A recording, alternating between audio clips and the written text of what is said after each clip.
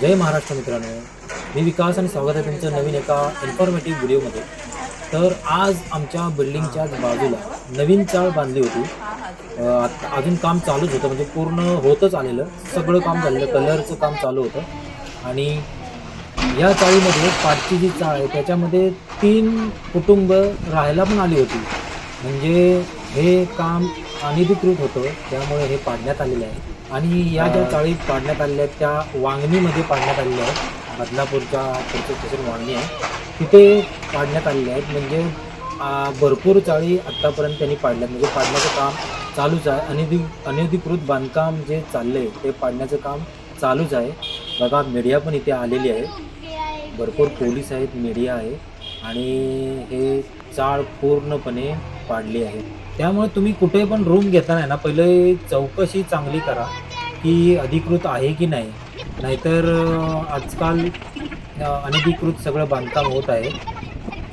अशी एकच नाही, आज सकाळपासून वांगणीमध्ये हे बांधकाम पाडण्याचं काम सुरूच आहे. तुम्हाला न्यूजमध्ये आज बघायला भेटेल. कारण की हे समोर अधिकृत बांधकाम असतं, येथे होम लोन होत नाही, पर्सनल लोनच होतं. त्यामुळे जो कोणी माणूस इथे राहायला येतो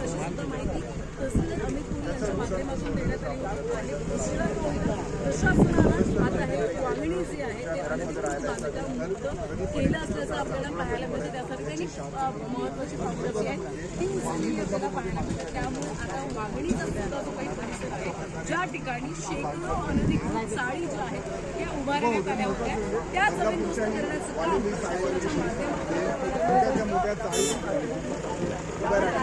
बघा, सगळं पाडलेलं आहे. 3 चाळी होत्या, 2 तर पाडल्यात पूर्ण, आणि एक तिसरी चाळ आता पाडतायत ते. बघा किती नुकसान झालं असेल त्या बांधणाऱ्याचं पण. अनधिकृत काम केलं की काही ना काहीतरी प्रॉब्लेम्स असतातच. त्यामुळे या असल्यांमध्ये तुम्ही रूम घेताना थोडा विचार करा, पहिली चौकशी करा. पैसे तुमचे वाया जातील असं काही करू नका. पहिलं चौकशी करूनच रूम घ्या.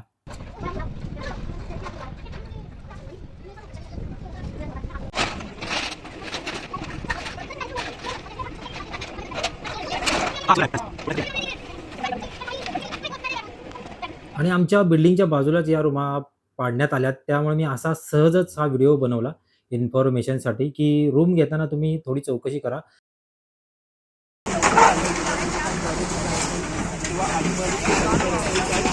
मोठी कारवाई करण्यात आली होती. आपण पाहतो बदलापूरमध्ये सातत्याने अनधिकृत बांधकामांवरती हातोडा मारला